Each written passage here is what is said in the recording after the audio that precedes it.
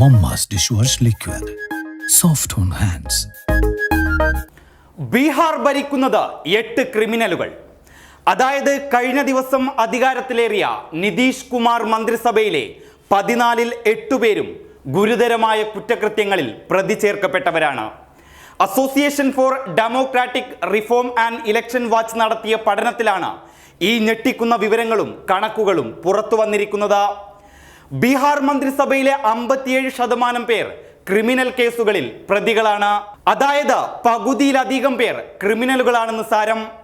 അതിൽ 6 പേർക്കെതിരെ വളരെ ഗുരുതരമായ കേസുകളാണുള്ളത്. കേസുള്ളവരിൽ ഏറ്റവും പ്രമുഖൻ JDU നേതാവ് മേവാലാൽ ചൗധരിയാണ്.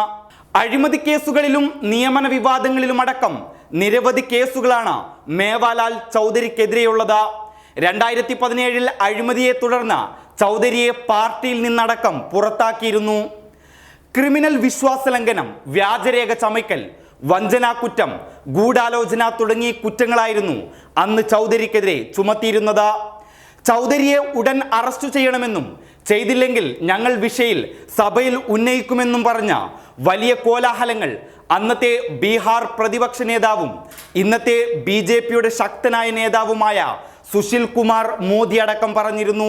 അന്നത്തെ ബീഹാർ ഗവർണറും ഇന്നത്തെ രാഷ്ട്രപതിയുമായ രാംനാഥ് കോവിന്ദിന്റെ നിർദ്ദേശപ്രകാരം 2017 ഫെബ്രുവരി 20-ന് ചൗധരിക്കെതിരെ FIR-ഉം രജിസ്റ്റർ ചെയ്യാൻ നിർദ്ദേശം നൽകിയിരുന്നു. എന്നാൽ JDU NDA സഖ്യത്തിൽ ചേർന്നതോടെ BJPയുടെ പ്രതിഷേധവും തണുത്തു. അതുകൊണ്ട് തന്നെ ഇതുവരെയായിട്ടും ചൗധരിക്കെതിരെ ഒരു FIR പോലും രജിസ്റ്റർ ചെയ്തിട്ടില്ല എന്നതും മറ്റൊരു കാര്യം. അതായത് BJPയുടെ ശത്രുവായിരുന്ന ചൗധരി BJP നയിക്കുന്ന NDA സഖ്യത്തിലെത്തിയപ്പോൾ BJPക്ക് ചൗധരി നല്ല കുട്ടിയായി. നിലവിലെ നിതീഷ് കുമാർ മന്ത്രിസഭയിലെ വിദ്യാഭ്യാസ മന്ത്രി കൂടിയാണ് മേവാലാൽ ചൗധരി. നിലവിലെ മന്ത്രിമാരിൽ ഏറ്റവും ധനികനായ മന്ത്രിയും ചൗധരിയാണ്. 12.31 കോടി രൂപയാണ് ചൗധരിയുടെ ആസ്തി എന്നതും കൂട്ടിച്ചേർത്ത് വായിക്കുമ്പോൾ ചിത്രം നിങ്ങൾക്ക് ഏകദേശം വ്യക്തമാവും. ചൗധരിക്ക് പുറമെ മറ്റ് 7 പേർ കൂടി വിവിധ കേസുകളിൽ പ്രതികളാണ്. അതായത് ക്രിമിനൽ മന്ത്രിമാരിൽ 8 പേരിൽ 4 പേർ BJPക്കാരാണ്, 2 പേർ JDയിൽ നിന്നും, ഒരാൾ HAM-ൽ നിന്നും, ഒരാൾ VIP-യിൽ നിന്നുമാണ്. സഭയിലെ മൃഗസംരക്ഷണ വകുപ്പ് മന്ത്രി മുകേഷ് സഹാനിക്ക് 5 കേസുകളാണുള്ളത്. അതിൽ 3 എണ്ണം ഗുരുതരമാണ്. BJPയിലെ ജിബേഷ് കുമാറിന് 5 കേസുകളുണ്ട്. അതിൽ 4 എണ്ണം ഗുരുതര സ്വഭാവമുള്ളത്. മറ്റ് 5 പേർക്കും ക്രിമിനൽ കേസുകളാണുള്ളത്. മന്ത്രിമാർ നൽകിയ സത്യവാങ്മൂലം പരിശോധിച്ചാണ് ഈ റിപ്പോർട്ട് തയ്യാറാക്കിയിട്ടുള്ളത്. രാഷ്ട്രീയക്കാർക്ക് കേസും അഴിമതിയുമൊക്കെ പുത്തരിയാണോ എന്ന് ചോദിക്കുന്നവരുണ്ടാകും. ആ ചോദ്യം തന്നെയാണ് അഴിമതിക്കും വഴിവെക്കുന്നത്. ഇനി മറ്റൊരു കാര്യം കൂടി പറയാം. 2ാം മോദി സർക്കാരിന്റെ പ്രധാന വാഗ്ദാനങ്ങളിൽ ഒന്നായിരുന്നു അഴിമതി രഹിത ഇന്ത്യ.